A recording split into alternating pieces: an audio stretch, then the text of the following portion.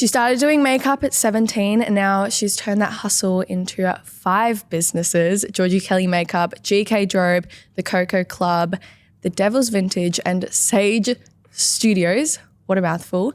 Georgie Kelly, welcome to Let's Be Frank. Thanks, Ram. I'm happy to be here. I'm so excited to have you here. We've literally been hanging out so much recently. I feel like this year it's been so fun. But you've just come back from Europe. Mm-hmm. Let's talk about that. Tell me about your trip, where you went, what was your favorite spot? Mm-hmm. I am living through you because I did not get to go this year. Yes. So I did like a 6.5-week trip to Europe, mainly with my boyfriend, a bit with his family, which was so nice. I'm obsessed with his family. We did a cruise with them, which was awesome. First time cruiser, and I had the best time. I will be cruising for the rest of my life. You liked it? Oh my God, I've never been on a cruise it. and I don't know if I ever will. I just feel like I'd get bored. Well, this is the thing. It's like you either get bored. I was like terrified that it was going to sink. Like that was where my There's also been so many went. Cruise documentaries come out the last couple months. Amy Brady. Is it Amy Brady? Yeah. That. Oh, thank God, I watched it afterwards because it like kept me up at night. And like the poop cruise one, where like there was a fire on board and then the plumbing went out or something. Yes, I have. I haven't watched it, but I've heard about that. Yeah, insane. But yeah, it was awesome. It was so good. And then we just traveled around. We did Paris, Albania, Greece, London. Yeah. San Sebastian. Paris probably my fave. I love Paris. And I spent my 2 years with my boyfriend there. So that was nice. And yeah, just the whole time was amazing. It was nice switching off for a bit. Much needed, I feel, when you work a lot and have a lot of businesses. So yeah, it was great. Feeling very refreshed. Knowing you, I doubt you fully switched off having 5 businesses and literally constantly working and doing something. I feel like you're always doing something new and working on what you've already got. How did you go about switching off when you were away? I switched off in the middle. Obviously at the start's like really hard, especially because before I went away and I work for myself, so I've kind of got to like wrap stuff up. I'm so glad that like I have an amazing assistant who really helped me while I was away. But it's more I use the time to be like really inspired. I'm like a person that goes through like really big waves with being really inspired about my business. So I kind of try and like switch off, but like TikTok's my best friend, Pinterest is my best friend. Like I just kind of use that time to like recharge, to get re-inspired, not like switch off and not do anything, if that makes sense. Yeah. Did you notice any big differences between Aussie makeup and European makeup when you were away? Oh, not really. I think obviously like, I think the Aussie girls are a little bit more like natural, if you will. Yeah. Like very much like the freckles, the sun-kissed cheeks. I guess we live in Australia. That's kind of, you know what I mean? Yeah. Sun.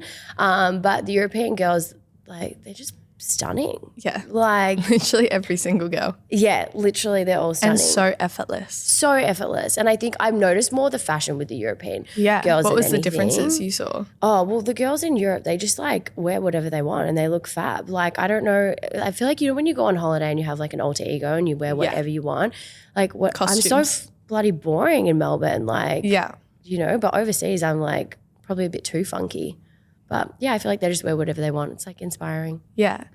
When you were over there, you were talking about you literally used the time to get inspired.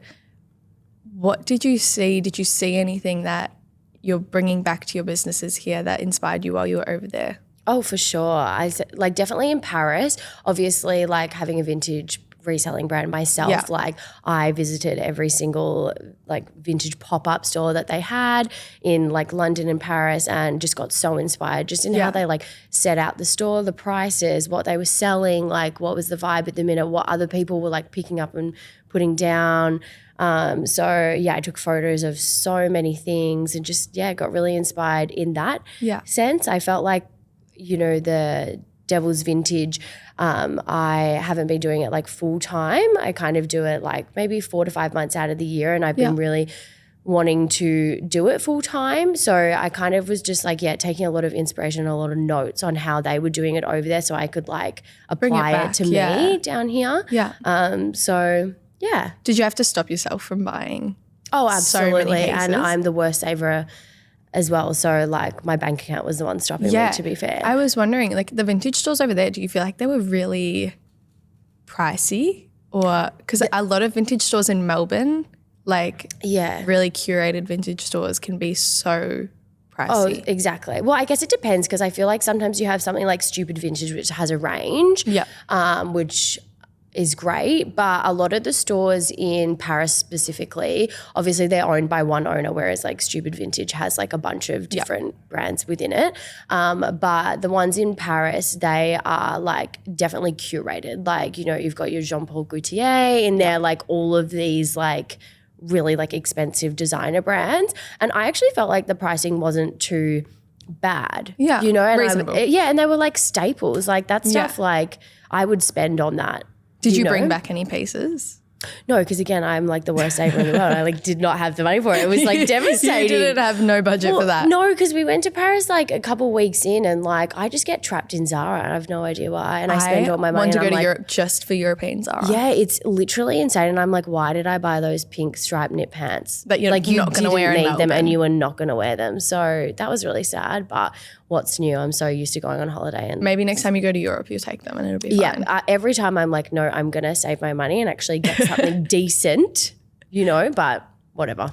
So yeah, I want to go back to when you were 17 and when you started, because like people at that age are stressing about their career path, if they're going to go to uni or not, and like all the pressure that comes with going to uni straight after high school and actually studying. I want to know what first drew you to makeup and what made you confident in choosing that as a career path so young? Yeah, I grew up definitely like as a YouTube girly. Like I was an iPad kid 1,000% and like that's all I watched like in my spare time. Like my mum would be like, you need to go see friends. I'm like, no, I'm watching YouTube. Yeah. So I always kind of like loved that, like I guess like that was like the first bit of like influencing, if you will. Yeah, definitely. There was such a big time of makeup tutorials, like totally. Even Monster High makeup tutorials type of things were so big back then. Yeah, they were huge. And I definitely was just always interested like in the beauty world. My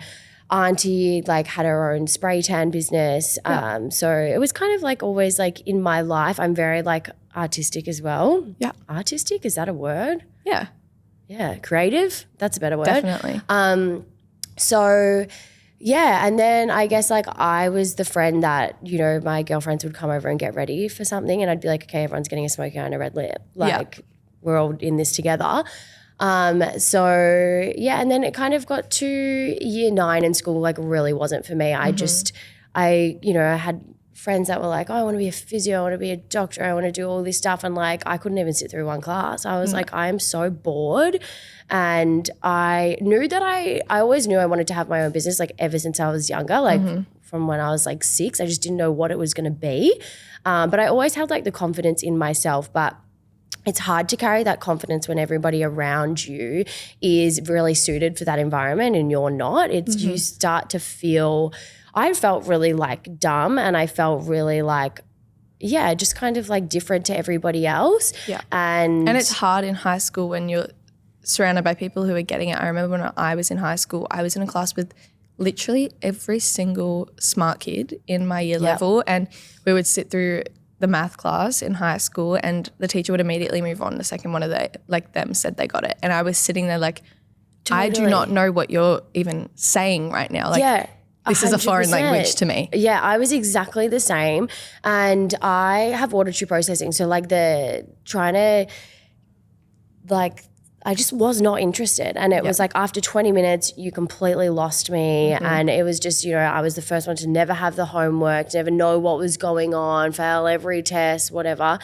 And then, by year 9, I just like figured out that if my mum dropped me at school, I could walk around to the back and just get on the bus and go back home. Yeah. So then that was a whole thing. Almost got expelled because I like was not there. Yeah. And it's so unmotivating. When there's no support and you also at that age, it feels so embarrassing. Oh, embarrassing. And like everybody looks at you just like they just assume if you can't do school that you are dumb. And I'm not a dumb person. No. But it's kind of hard to like convince everybody of that because they're like, what do you have to show for it? I was always obsessed with makeup again, didn't know what I wanted to do. My parents were always like really supportive of me. They sent me to a private school from when I was 3 until I was 18. So they are happy now, but I understood the stress that I was putting them under. And then in year 11, I ended up getting glandular fever. So I literally didn't go to school at all for that year. And I feel like that really like cemented that like school wasn't for me, because going back in year 12, I just like couldn't like, and I just like, I hadn't been at school for a year and it was just, you know, a bit of a nightmare. So my mum was like, why don't I just book you into a makeup course? Like I think it was Runway Rooms makeup course, Alex Favola. And she was like, I'll just book you one. So I did that for I think 7 weeks every Wednesday night after school, and you had to bring a friend or somebody to do the makeup on. Yeah. And after I did that, I was like, this is what I want to do. And it went perfectly with me having my own business, which was also something I wanted to do. Yeah. So I made my Instagram account like then and there before I finished year 12, and then started going on with that. I made all my friends like, you know, let me take photos of them. And then the next year, obviously you're talking to like your careers counselor at school. And I was like, maybe I'll do like studio art at uni. I definitely thought that like I should go to uni. Everybody else is going to uni, so I really should. But like I was dreading it. Like literally so much anxiety around it. And everybody around me knew what they wanted to do. And I was like, oh my God, should I do studio art? Do I just become like an artist? Do I become like no idea, you know? Yeah. And then she said to me, the careers counselor was like, okay, well, if you do studio art, you have to start your folio again. You have to do a new folio. And I was like, fuck it, I'm out. Like I'm not I cannot do that. I was like, I just knew within myself, I just like could not pull that together. So my mum found a makeup course for me called the Makeup Academy in South Yarra, and started that. That was like 2 full days a week. Yeah. Oh God, I lasted there like a month and a half. I think it was just like the routine of like going somewhere. It really did feel like school, and it was just like a lot of homework.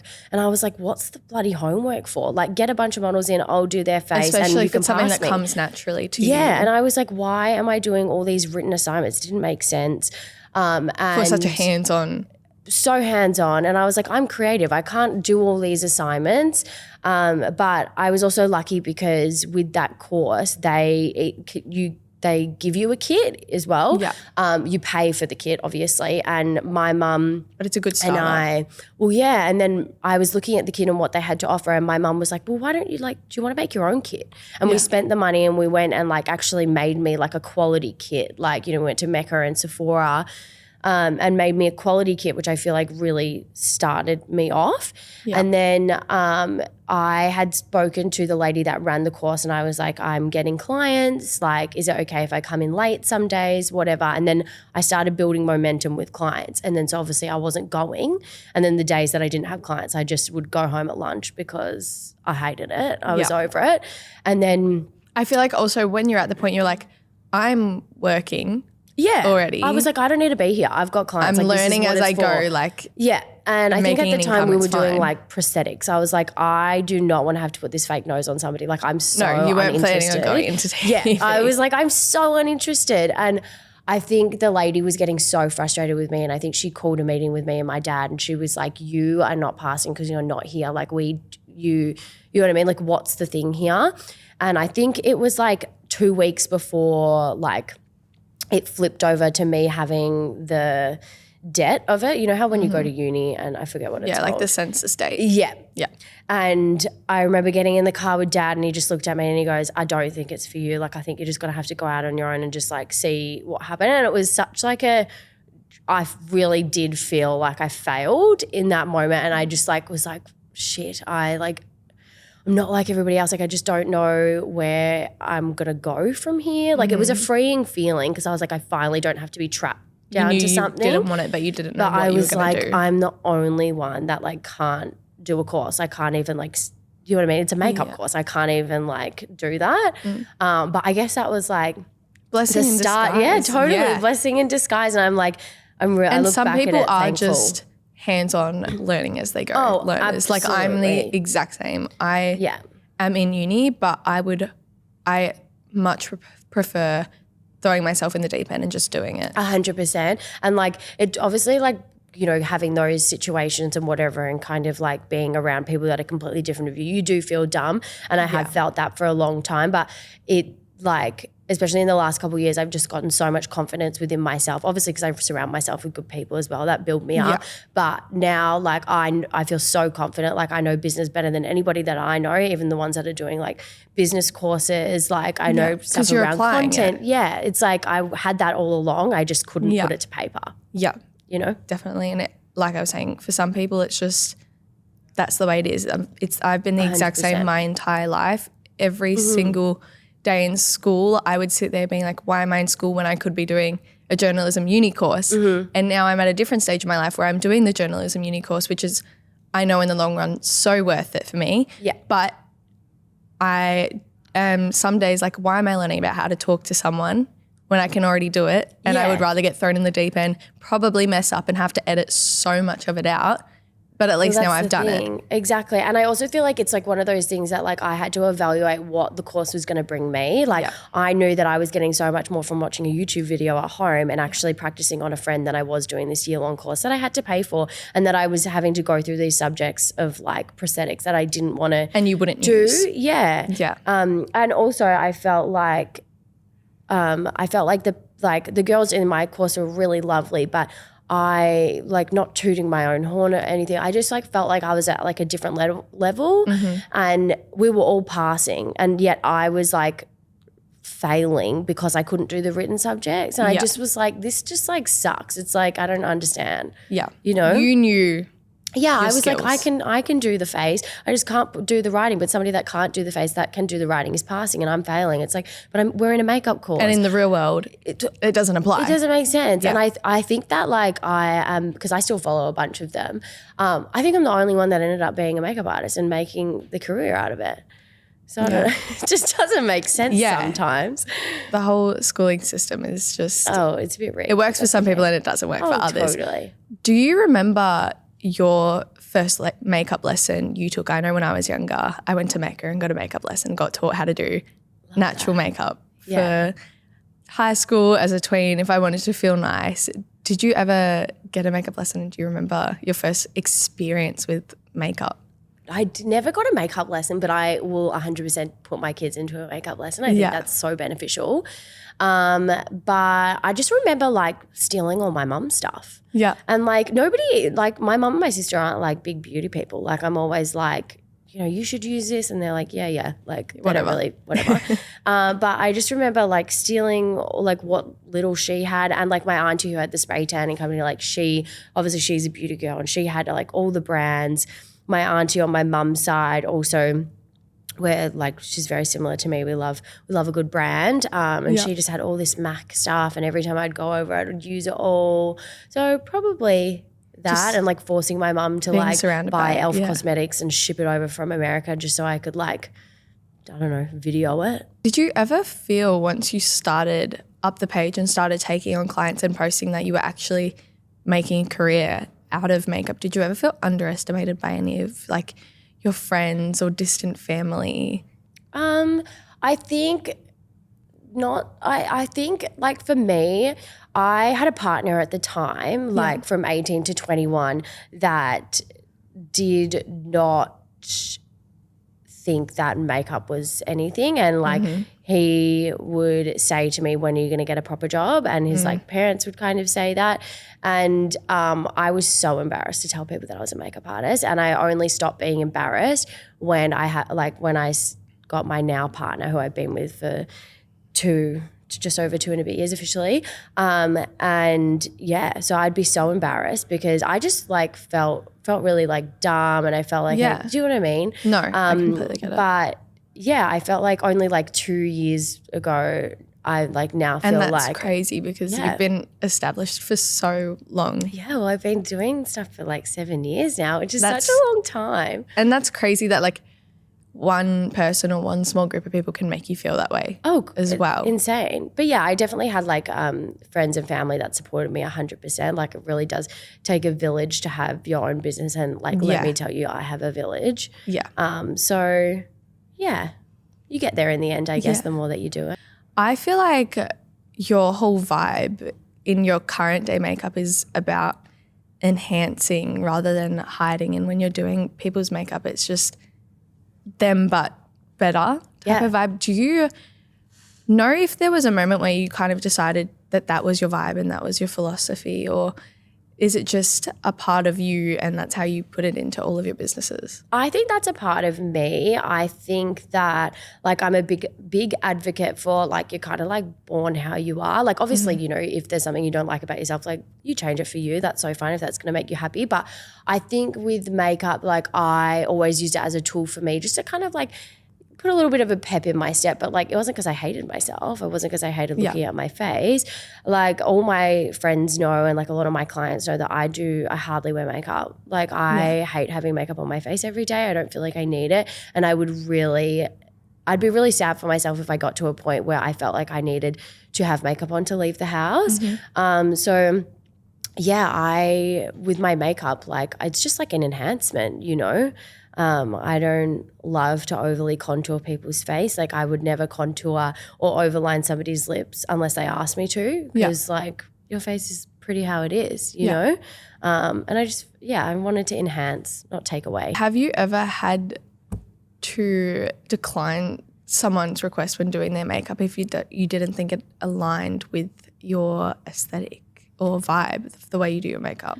Like as in when somebody's come to me and if said, they I ask want for like this. a full beat, like at the start I was doing my like nose. the craziest applications. Like I was doing cut crease. That was not my vibe. Yeah. And like I didn't even know how to do a cut crease. I remember like one of my, I think this was my first travel booking, traveled ages away, mind you. Yeah. And this girl asked for the 6 colors of the rainbow, like red, yellow, pink, green, blue, purple, like that. And I remember just thinking like, oh my God, this is like so not my vibe. Obviously she was happy enough.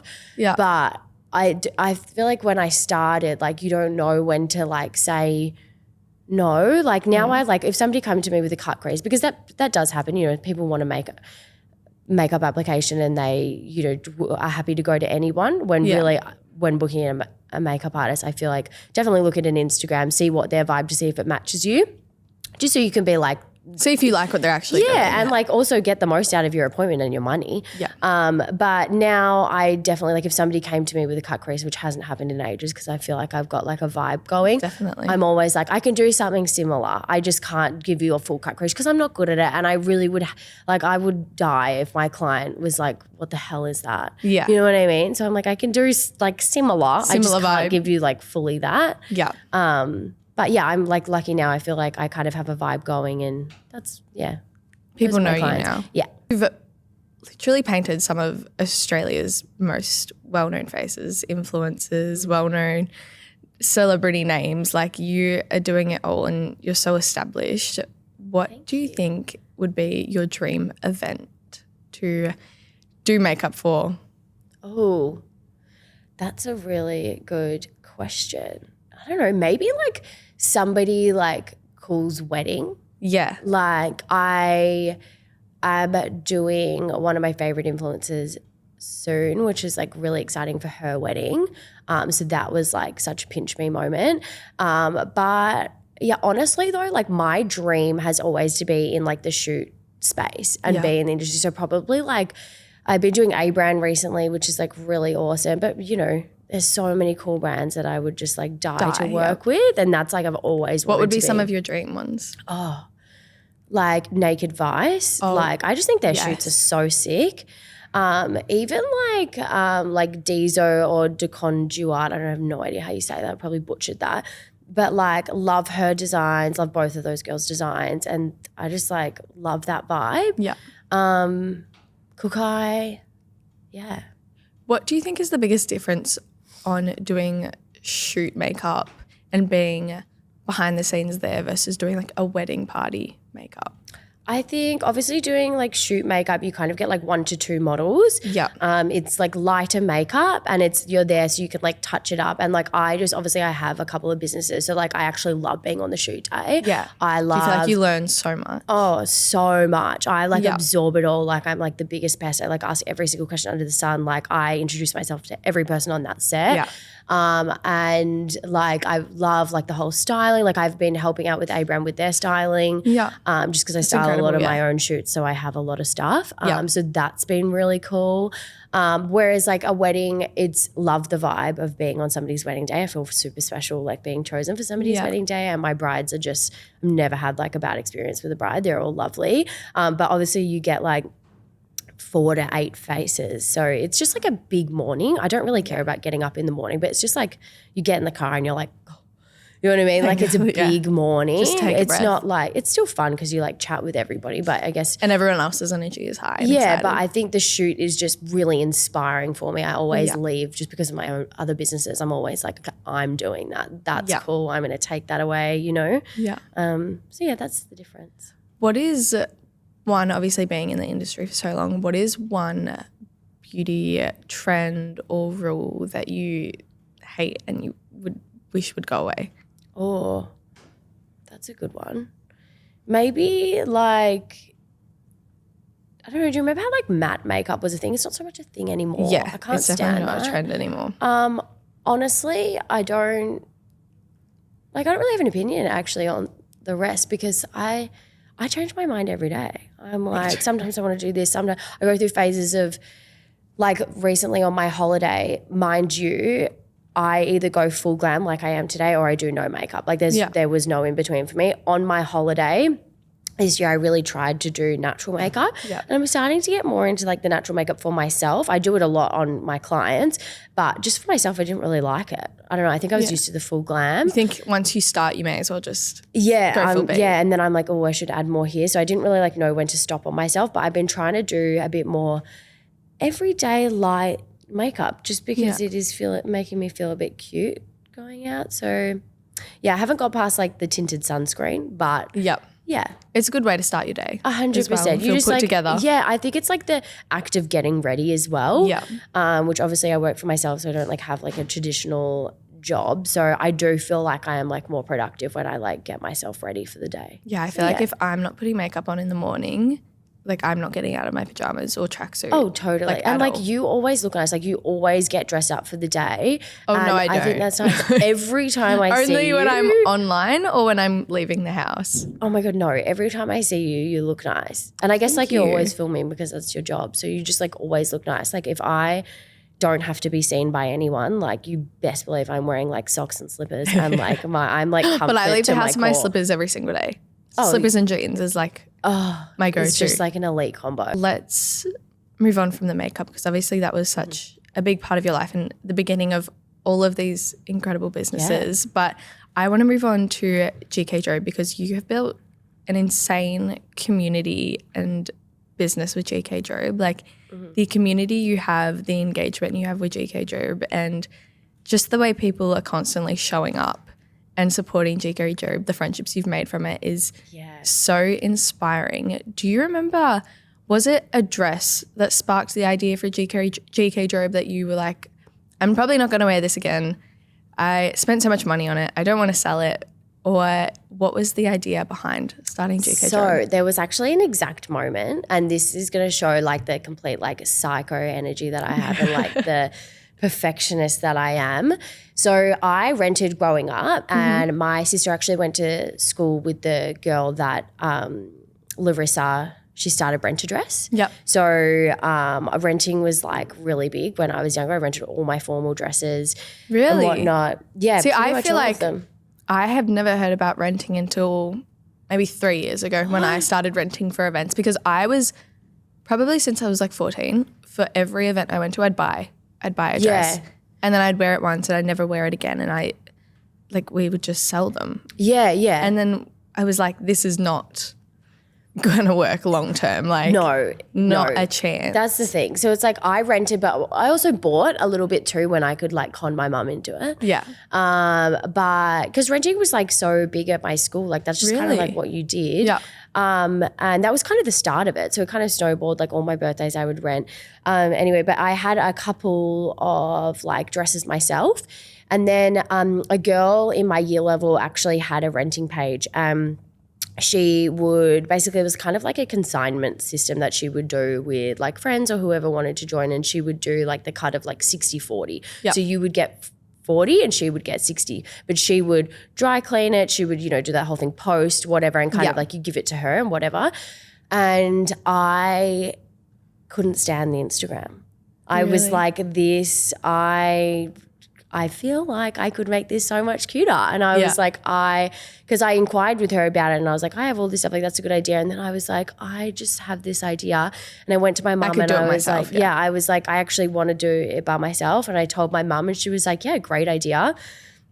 And I was like, I think I made a deal with my mum and she was like, I'll give you something like $1,000 maybe. And she was like, you buy some dresses and we'll start it and you can pay me back.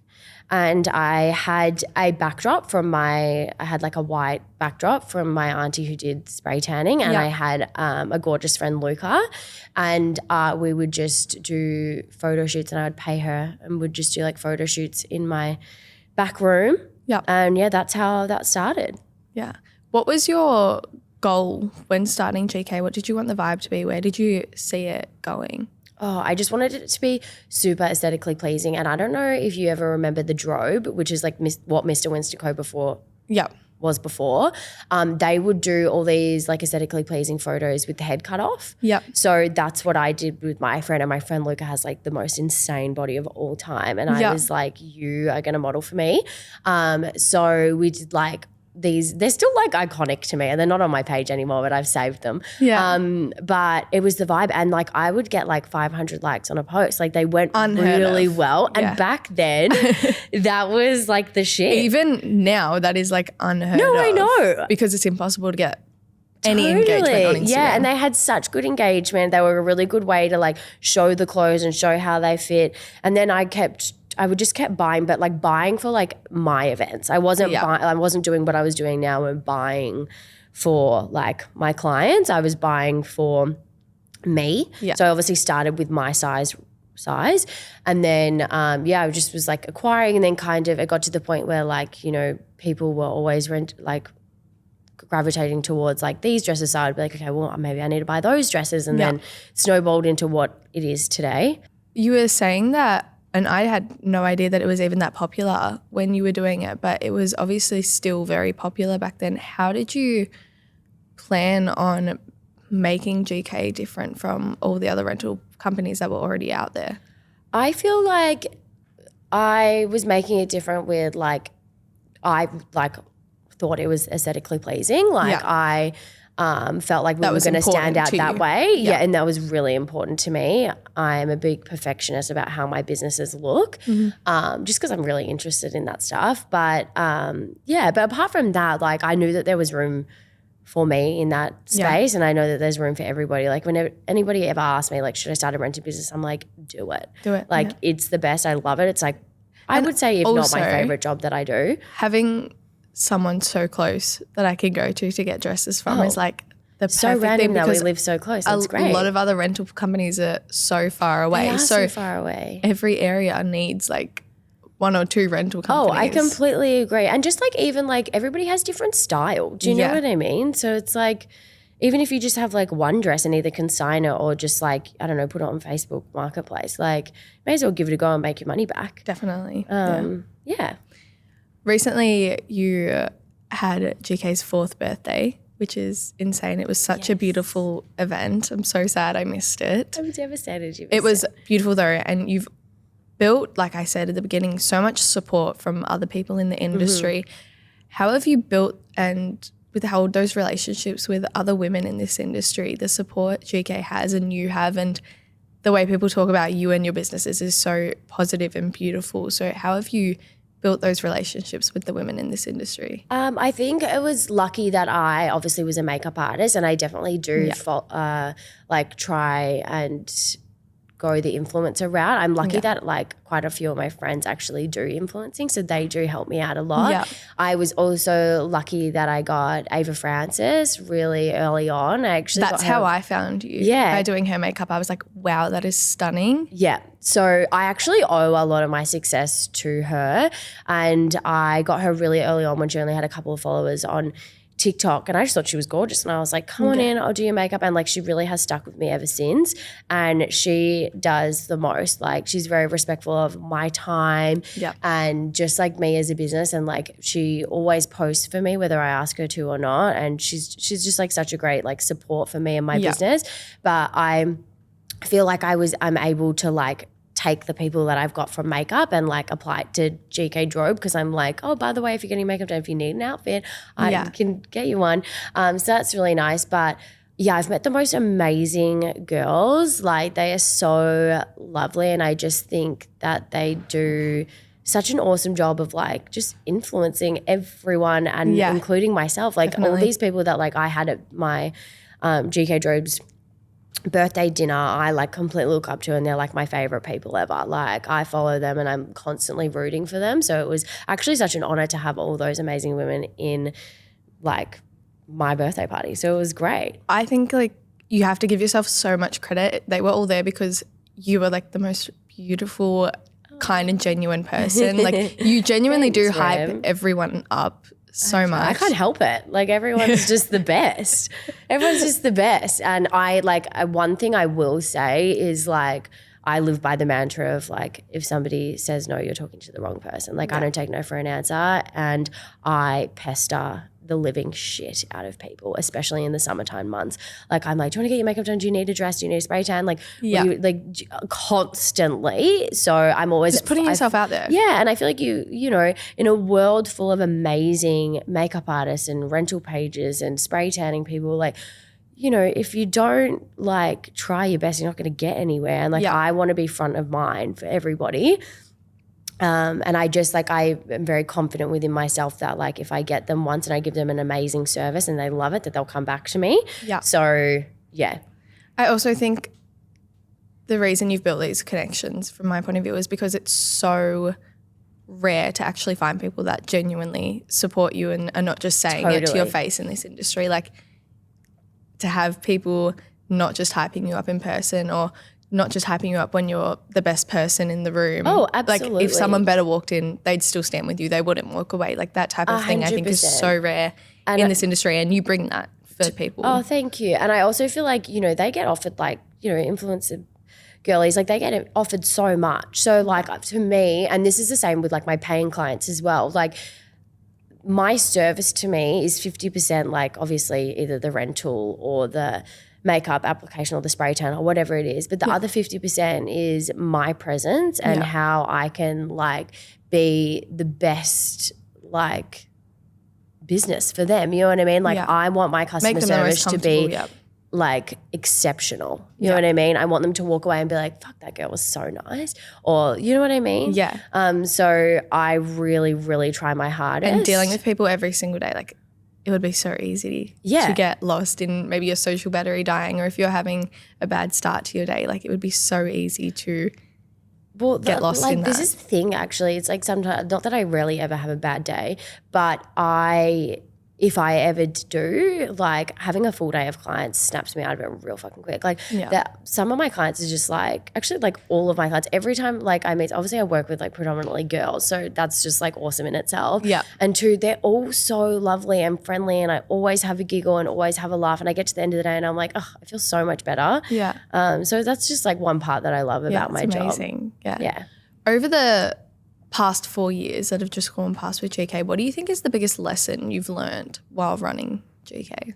Oh, I mean, it's hard like keeping up with the times and keeping up with what everybody wants from a business. I also think I really want to be a brand that like evolves with people. And obviously, as I said, I started the brand off with just my sizing, and I think 2 years ago, I like made it like my goal to be a very inclusive brand. I like would be so upset if somebody felt like they couldn't like rent from my business or, you know, get their makeup done with me because they didn't fit the vibe or whatever. So I try and be really inclusive, which I think is like the best way to evolve as a brand as well. And as in like even doing like my, I keep saying like my birthday, GK Drobe's birthday, my baby's birthday. at Gracie's Wine Room, like, and supporting Kelsey in her business. Like, I've done her makeup before, and like I followed her journey on TikTok. Like, so I really wanted to like support her as a business and just like, I don't know, be like up with the times. Yeah, and surrounding yourself with and similar-minded people. Yeah, exactly. And business owners. Yeah, 100%. I want to move on to the Coco Club because that is your newest project and baby. And when I say move on, I want to say going into this next category because you are building this one-stop shop, beauty empire, spray tan, outfit, makeup, you're ready for your event. So they all kind of mesh into one, but this is your newest baby. You've launched it recently. Talk me through the full process of starting the Coco Club, from your mood boards, your aesthetic, how you thought of the name. Obviously, you said that your aunt used to do spray tans as well, so there's some background there. Totally. I think moving into spray tans was something that was always talked about within like me and my family, just because my auntie did it. Yeah. And it was just like the natural like add-on. Yeah. You know what I mean? It made sense. And also like being able to like learn from her, and my dad used to work with her and like service the machines. Yeah. So he was the one that got me my machine, serviced my machine, knows how to do all the spray tanning stuff. Like if I have a question, he knows the answer, which is just like so great and random. So yeah, he like taught my assistant how to use my machine. Yeah. Which is just like such a flex, I guess. But yeah, I'm really excited about this venture. I wanted it to be very aesthetically pleasing as always. Yes, your creative mind. Yes. So yeah, and I just want this business to be, again, like kind of like with the flowing of the makeup, like just to enhance, you know what I mean? Yeah. I'm not here giving like changing somebody completely. It's kind of just like a custom spray tan for you, just to give you a bit of pep for your event and make you feel a little bit more confident. So you don't feel like you're in the middle of Melbourne winter. Totally. Yeah. You know, spray tan, I know, coming from like a pale girly myself, I know a spray tan is always very much appreciated in my world. Yes. So it is detrimental to me, unfortunately, but I love it. Oh my it's God. a love-hate relationship. I love my fake tan. I will always be an avid user, sorry. And with the name, I didn't want it to be like Tan Beauty Lounge. I didn't want it to be, I wanted it to be something cool. Something vibey. Something vibey. And the Coco Club was, I loved that. I kind of just came up with it on a whim, and I was like, that's it. Do you ever see yourself creating your own tanning formula to go with the Coco Club? No. No, I don't. One, because I use my auntie's tan, which is Tuscan tan. Yep. She just supplies that now. And just that whole like making cosmetics or, you know, skincare has never been something that I've been interested in. My mum did try and like see if, you know, maybe I could like make my own makeup and do that.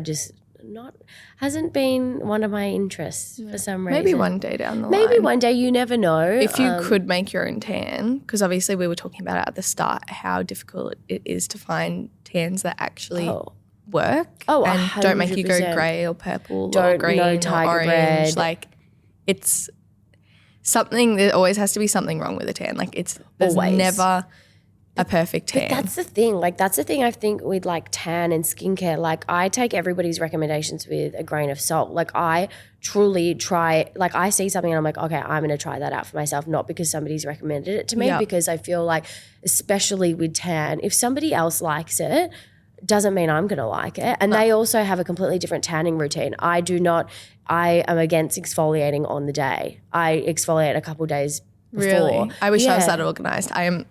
I'm not that organised at all. I don't have to be out and about as much as you are. Like I'm such a homebody, so nobody sees me. So I'm like, I don't need to be looking tan 24/7. But I do that because what's it called? I forgot what it is. Your skin cells, your dead skin cells, they grow back, and that's what your tan clings to. So I feel like I get my darkest tan like that, but that's not going to be the same for everybody. Yeah. You know, so I just take it with a grain of salt. I feel like even us, like we have pretty similar skin tones. We're both pale naturally and both have freckles. But I feel like even if I tried out the Bali body, it probably wouldn't work as good for me. And you I love also loving feel like tan. my skin has adapted to loving tan and it works. 100%. And like I definitely I used to go like as dark as I could, 2 layers minimum, like back in the day. Now I just do a layer because I feel like it suits me best now. You know, I've kind of like evolved with how I like my tan. I like it to look like, one, obviously not orange, and two, that like somebody wouldn't look at me and be like, oh, she's got so much fake tan on. Yeah. You know what I mean? Not that that's an issue, but I just like want to be, I'm in my natural vibe. You are. At the minute. I'm letting my hair grow out. Yes. And, you know, no nails. It's like. What do you think you've learned about scaling a service-based business like Coco Club and GK Drobe rather than a product-based business like the Devil's Vintage? Ooh, I think I do feel like they are quite similar in like how to scale a business all around. Obviously, I do feel like now content is like such a huge thing. So being on your game with content. I also think standing out a little bit, but also being your own thing. I think obviously take inspiration, but have your own ideas. Have like, you know, try something new, you know, do and stick to what you like to do. I feel like that's how you're going to grow your business into something amazing, because when you are being you and doing what you like, you stay consistent. If you're constantly copying and being like, you know, non-authentic to yourself, you're not going to be able to maintain it. Yeah. I also think biggest piece of advice for me would be everywhere. Like I try and be absolutely everywhere, you know, like I'm messaging every single person. I'm, you know, thinking outside of the box, and maybe I could give a bunch of dresses to a stylist. Maybe I could like contact the like Miss Universe and see maybe like, do they want to sponsor to I be like the go-to dress for that? You know, the Brownlow's coming up. Like if you think I haven't messaged every man and their dog, like I'm ready waiting. You know, if I don't get any, that's fine, but I can't say that I didn't try. Part of the industry being able to receive no's. Oh, I received that many no's because I asked so many people. And some days, I do feel like a loser, but that's and then other days when I get somebody awesome that I've always wanted, even if I'm it's like, just one person. Even that one person makes up for it, and I feel like, and I'm the exact same with the interviews, like 10 no's a day, and then it's the one person that says yes, and you're like, thank God. Oh my God. Totally. And like, don't get me wrong, like coming up to event season, obviously, as I said, I do focus on influencers. So one, they get offered like a million times over by a bunch of different people. So one, you're not going to be the go-to, especially because I live in Cheltenham. So they're going to go to somebody that's so much closer. They can also do their own makeup. They're also busy. They're running late. That you're the first person they're going to cut out because they're like, I can just do my own makeup. So that, you know, summer is hard like that. But I think just like being consistent and like I'm confident in my service, and I'm confident in the ability of making a friend at the end of the day. You know what I mean? Like I know that like I would say like a lot of my clients would come back to me because of how I am in the service, and you know what I mean? The service that I provide. And also sitting in a chair or getting a spray tan especially like is such an intimate. Like, oh, totally. You're sitting this close to their face, like they're doing your makeup. You have to talk to them. You can't sit in silence. Like you have to be able to get along with them easily. Oh, totally. Or if you're standing for a spray tan, you're standing there naked and someone's tanning you. It's such an intimate experience. And I feel like if you go to like big tanning salons, like sometimes the anxiety I get going to get a spray tan. You're in and you're out. You know, it's like, you know what I mean? You're just kind of a number, which is fine. I understand they've got so many people to like run through, and some people don't like talking, and that's totally fine. You know, like if I'm at a physio appointment, please respectfully do not talk to me. But yeah, I feel like just for me, I'm like, if you're shy, good luck, because I will crack you. You know what I mean? Like I just love talking, and especially if I've been talking all day, like I've got a million questions to ask. If you say, you know, that you're doing uni, I didn't go to uni, I'm interested. You know, if you say that you have your own business, I'm double interested. You know what I mean? If you know somebody that I know, I'm interested. You know? So I feel like I get along with every single one of my clients and can make it through the 45 minutes very quickly and easily. Yeah. We've said obviously that you've created this literally one-stop shop with all your businesses. Do you ever see yourself expanding or adding anything else to the rotation of the beauty side of things? beauty side of things, makeup lessons is definitely something that I have dabbled in. I definitely have tried. I feel like I tried it at a busy time. Like obviously when I say tried, I mean like I got my friends in to test it and whatnot. And it was just a lot for me. I felt like when you're the one that knows the most about the topic and then you're standing in front of a room of 10 girls and you're explaining something and they're like, what? Yeah. I was like, am I illiterate or are you not getting it? Like, I was like, is it me? Yeah. I don't know. I was like a bit scarred from that. So definitely I think a one-on-one lesson it would be probably awesome. be easier, yeah. And I've definitely got a bunch of requests for that. So definitely want to do that. But I think I would love to learn on camera makeup from you. Yeah. Even when I did my photo shoot the other day, I was like, I need to know how to do this because when I do my makeup, even for like this, it comes out looking so like I put nothing on my face. But I've put so much makeup on my face. Yeah, I know. That's the thing with camera. And it depends like what lighting you're under and all of that. But I do think it is so beneficial for every single girl to do a makeup lesson if you're like somebody that's interested in makeup. Because it's just like, do you know how many times I feel so ugly and then I'm like, I can full beat my face. Yeah. And then I'm like, thank God. You know what I mean? Like it's just nice. It's that like extra little pep in my step to get me ready when I don't want to go out and you know. It makes all the difference if your makeup looks good or bad. And I think it's just like a nice little tool to have and I think it's like an investment in yourself. It's like, you know, you get your hair dyed. That's an investment. You know what I mean? Makes you feel nice. But I think it's more like other business ventures. Like I am such an ideas person. Yeah. My boyfriend's like, are you joking? Yeah, like enough. You're stressed. Like fully enough. I'm like, so like why don't you put in and we'll do this? And he's like, I'm like, you've got like a million things going. You cannot do that. You're not going to have time for me anymore. Yeah, literally. He's just jealous. But yeah, it's more like other business ventures. Like I love starting a business. I love the whole business side of things. I feel like I've got a knack for it. So it's more random thing. I even thought for a second, oh my God, what happens if I rent wedding dresses? Obviously like that would be like a huge, like, you know what I mean? So many things to think about. If they ruin it, if, you know, it's got a stain on it, nobody wants to wear a wedding dress with a stain, how much do you charge? It's like whole thing. But yeah, I definitely wouldn't do much more in the makeup space. I don't think. I'm content where I am and I want to get more into shoots. So I'm content there. Yeah. And I feel like you've got the nail on the head. If someone has an event coming up, they can go to for the spray tan at the start of the week, come back for makeup, pick up their dress and they're good to go. Like they're ready for the night. You have accessories, like you don't even have to think. So I think you've pretty much checked out there for the one-stop shop. Yeah. I am so interested to hear about the Devil's Vintage because it is such a foreign type of thing for me. Like I've never really heard about this type of stuff. And obviously I know all about thrifting and op shopping and that type of things, but curated designer vintage clothing is just such a foreign thing to me. So when and why did you decide to start it? Do you think this is more of a personal style for you compared to like GK Drobe? I decided to start it like I think when I was like 20. It was like in COVID. I got obsessed with this girl on YouTube. Her name's Isabel Verana and she basically does what I do, you know. And I was like, that is me. I've always been very interested in like vintage fashion. In saying that, my fashion changes every day. I feel like I look different every single day. I love the GK Drobe section. I love just a basic outfit like this, but then I love dressing cool and vintage. So yeah, it took me ages to find a supplier and kind of start that. Yeah. But what sparked the idea originally? Just this girl you saw on YouTube? The girl that I saw and I was like, I want to do that. That's so cool. And I've always loved clothes.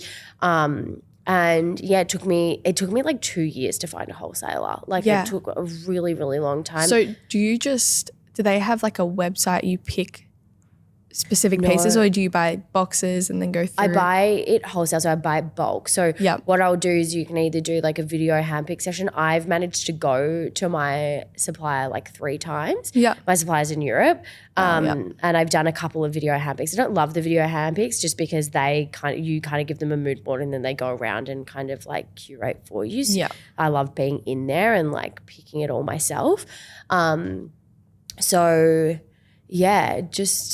Just kind of like was an idea that I started, and then it actually has gone really well, and we've managed to sell a lot of it, and it went better than I ever could have expected. But I do think it also comes down to, I find that there was a gap in the market for vintage brand that actually showed what the clothes looked like on. I feel like a lot of them are like very flat lays and all that stuff, which is great, and we're going to be doing more stuff like that as well. Obviously it's quicker, it's more cost efficient because you don't have to pay for a model.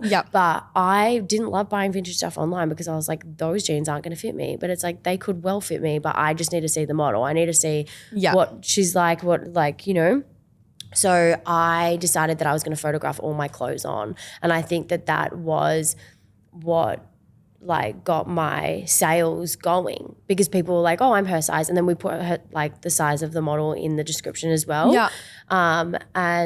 managed to build like a really good following on there from something that I would say I haven't, like, half-assed is not the right word, but I think when you have so many businesses, it's hard to put 100% effort. Yeah, that's really hard for me, but it's also really fun at the same time. But because I have so many businesses, I can get really inspired with one, and then when I'm kind of finished with that, I move to the next one. So that's really fun.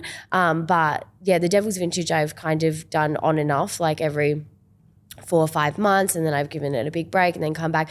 But my goal for end of this year and the next year is to have it running full time, to have constant drops, just because we're getting like such good traction on there, and I love it. It's so fun. And it's just a completely different vibe to all of your other businesses. It's such a different vibe. So it's like a little breath of fresh air. I like battle with myself daily to like not keep everything. I love the op shopping. It's just like exhilarating finding really cool stuff. What do you look for when you're curating pieces? It's hard because I have to kind of have the lens of like the people that are buying from me, my customers, you know what I mean? So I kind of have to have like this big, like, I don't know, I have to kind of see like what's trending and what people are buying. But I do find it does come quite naturally to me, only because I love an evening gown, you know, with the GK Drobe. I love dressing basic, so I can find good vintage basics, but I also like something that's trending as well. So I do feel like I cater to a lot of people.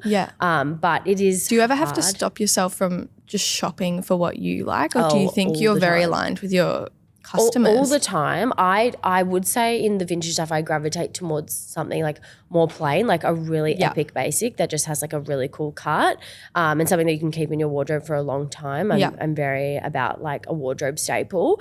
So but I don't know, it ebbs and flows with interest. So What do you think has been the biggest learning curve doing vintage clothing, because it is so different to all of your other businesses? Oh, I think trying to be the customer.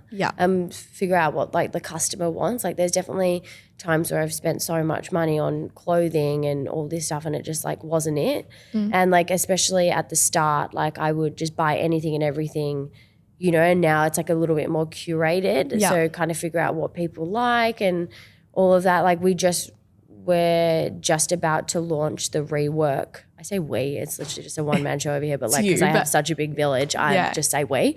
But we are just about to launch the rework collection, which is something new, which is I've been like curating this collection of vintage pieces that I have this amazing girl, Amelia, and we kind of come up with the design together, and then she sews. And we'll like cut it up and add stuff to it, and you know. So you're not just buying and selling, you're creating. Yeah, creating, which is like right up my alley. I love that. Like I love being like a fashion designer at the end of the day. That's have been one of my big interests since I was little, like fashion designing. So that's really cool that we're opening into. So I'm really cool to see like what market that taps into, if that even taps into a market, if people are even going to be interested. I think that's such a fun idea, because it's even more exclusive pieces that no one else will have. And I love an exclusive piece. I love a one-off piece. Same thing with the GK Drobe. I'm always trying to find something that nobody else has. Definitely. I feel like that I really try to like have that niche market. I think that's so important, especially with there being so many rental companies. Yeah, got to stand out. For someone like me, especially who's going to events, multiple events every single week where it's a cocktail, and I've worn literally probably every dress under the sun unless designers are doing new drops. Totally. And this There's is nothing. the thing. It's like I feel like sometimes, which is totally fine, but I feel like sometimes, you know, you go to an event and 3 other girls are wearing that same dress but different color. Yeah. It's like, you know, so I think if you want something not super niche, like GK Drobe, you won't really find something that's not super niche. Obviously we have like some stuff that's like super, super popular, of course. Yeah. But it generally is stuff that like I would wear. Yeah. You know, and I feel like I love an outfit that nobody has. And I think me not having to do the searching and the thinking of finding something unique, because being in a room with all of these beautiful influencers and models and stuff, everyone's renting nowadays. Like no one's buying, everybody's renting. So you do run a high risk of wearing the same outfit as someone else, and nowadays you just have to be okay with it. It's fun. It's a cute little moment, but I think not having to do the research and having somewhere that is doing the research and finding the curated, unique pieces is so helpful. That's the easy part of the renting thing. Like it's like, you know, you come to us and we've got like a change room set up and you just kind of request what you want and you try a bunch of stuff, and that's the joy of it, like having a bunch of different brands in one spot. Like you don't get that with normal shopping unless you're going to like a boutique, but we don't even have many of those in Melbourne, which actually we should have more. Maybe you should do that. We'll just add that on. I want to go into the social media and entertainment side of things, because with all of these businesses, the people you work with, the people you work for, you've seen all the behind the scenes of events. You attend events yourself, you get invited to these events yourself, but you see the behind the scenes of the shoots and working with the industry personalities. What has been your experience like in the entertainment industry since you've started working on shoots and with influencers? It's actually been really fun and eye-opening. You know, you learn something new every day. Every time I'm on a shoot, I'm like, oh, that's how that works. Or maybe I need to do that. I just love that whole like marketing vibe. Yeah. And that's why I love a shoot as well, to see like, you know, what they're tapping into to get their product to sell. Yeah. And same thing with like all those influencer events. I try and soak up every single detail. Yeah. I think that some people are so cool and so creative. And also I love when I see an influencer event and there is influencers there that actually relate with the brand. That was one thing that I tried really hard with GK Drobe, was to get girls that were either like, obviously I had done their makeup before, so I either had like a personal connection with them or they had already worn GK Drobe before. Yeah. I didn't want to have this brand event that there were girls that didn't match the energy or the vibe. I felt like a lot of the girls that were there are girls that do go out and, you know, enjoy a fancy dress and, you know, definitely would wear those outfits that we were giving them, and that they weren't just wearing these outfits because they had to. Yeah. You know. And they wanted to be at this event. Yeah. So I do really love when a brand hits the nail on the head with having people there that actually represent the brand and represent it well. Yeah. So, yeah, it's always interesting seeing the behind the scenes. And I guess when you have your own business and you're your own boss and you wear a lot of hats, like, you know, doing the marketing and the customer service and all this stuff, I just like soak it all up. I try and take as much as I can from every shoot and every event that I go to so I can apply it to my own business. How do you manage the vibe and aesthetic and personalities of all of your brands, and how do you differentiate them so they do have different vibes, because they are all different companies? With great difficulty. Yes. And because they are all you. So at the end of the day, it's your personality that's going into them. Yeah, that's the thing. And it's like about tapping into my different personalities. And this is the hard thing, is I'm like, your brand has to have an identity. Yeah. So it's kind of figuring out what that identity is, and again, staying what your customer with it is, as well. You know, and what your customer knows you as and sees you as, you know what I mean? So with GK Drobe, we had a rebrand at the start of this year. Not to say our old logo wasn't great, it just like we had it for a couple of years, it wasn't really growing with the vibe, and I really wanted to make GK Drobe something girly, something romantic, you know what I mean? Because like dressing for an event is like, you romanticize that. It feels bloody nice. It feels good to feel confident and, you know, wear an awesome dress. And also like I just remember going to a bunch of formals and like feeling 10 out of 10. You know what I mean? It's the best feeling ever. So I really wanted to be like that one-stop shop, classic, but really girly. But it is hard having different identities when you own a bunch of completely different brands, because don't get me wrong, every so often I look at GK Drobe and I'm like, I hate it. When you're in like your devil's vintage mind. Yeah, I'm like, because I love the chrome of, you know what I mean? I love devil's vintage because it's really chrome and very like editorial and just like, you know, like kind of like no makeup-y vibes, like just very cool. Yeah. Whereas GK Drobe is very girly and like, I don't know, like chic and all of that. So there's definitely days I look at the devil's vintage and I'm like, I fucking hate all of this. I hate all of it. Got to start again. Yeah. And my sister and my mum and my boyfriend are like, you just got a new logo like 2 months ago. Like, this is ridiculous. It's fine.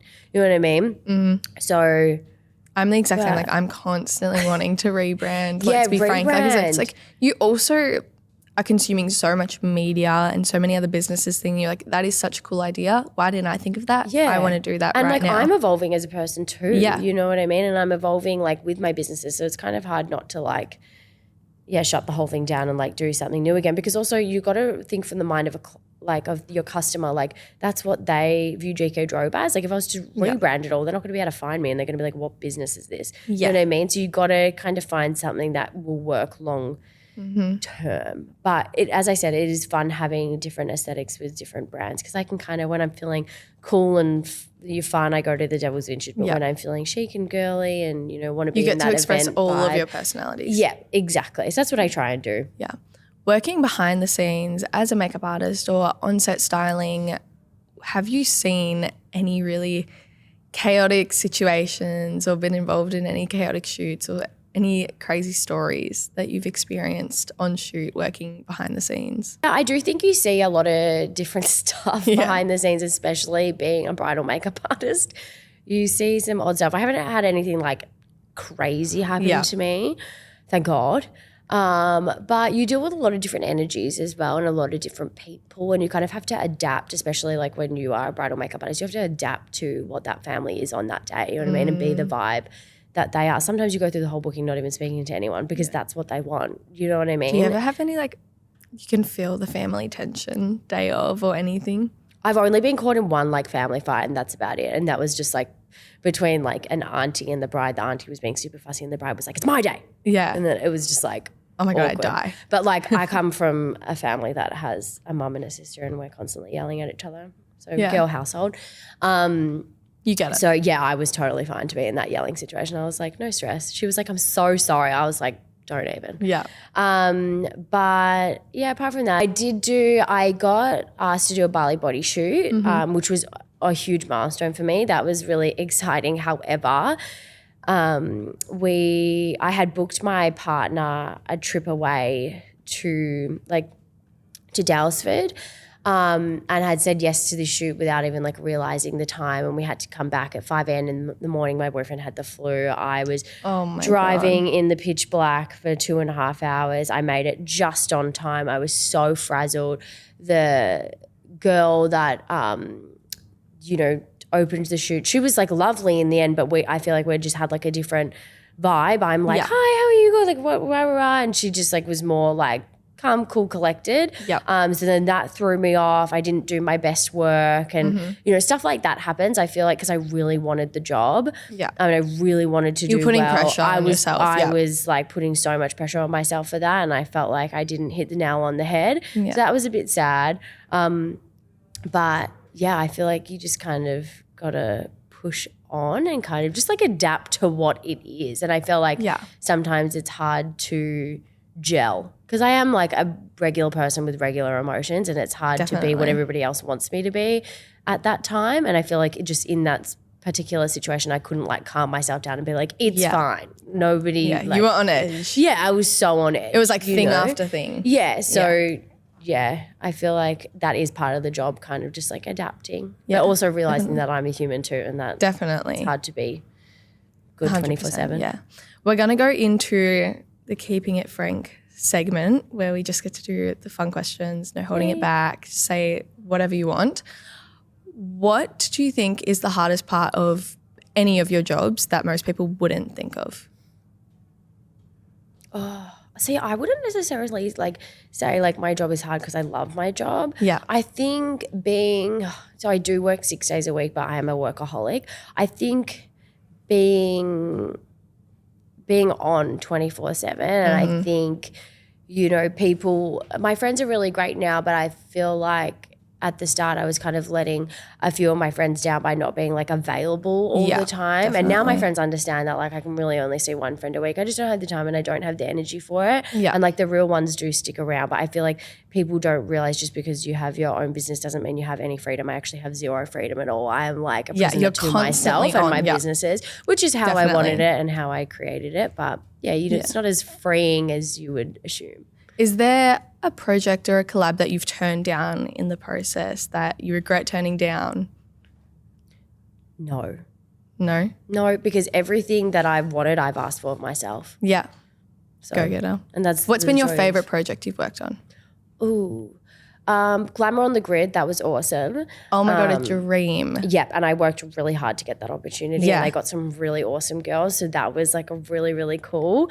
And also A-Brand, I really like being such a stable company. So like when you think of jeans, like I think of A-Brand. Yeah. And the girls like in that team are freaking awesome girls. I actually would go to the shoot like just to hang out with them, to be honest. They're awesome.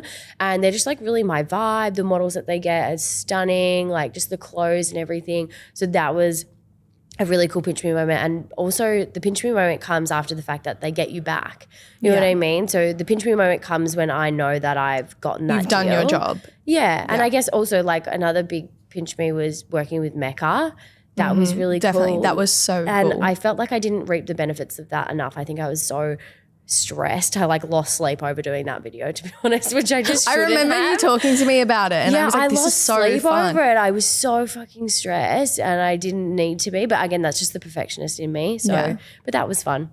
What's one makeup product that you can't live without that you'd recommend to every single one of your clients? Oh, I'm like live or die with my lip stains at the minute. I need to get one because I'm constantly reapplying. Like, Oh my God. fail. I have the smallest lips ever and I always hated doing the lip liner because I had to put it on every 2 seconds. And I was like, I can't fake having big lips when they come off 24/7. You can't even talk for 5 minutes without it coming off. Yeah, so I love the Pepper Beauty ones. They are awesome, but I'm obsessed with the Huda Beauty ones at the moment. However, they're really expensive and they don't last super long. So I need to invest because I have the same do. problem, like talking all the time, it immediately comes off. 100%. And I'm like, I would hate to start my application with, you know, these massive lips and then end with like paper thin lips. That's not cute.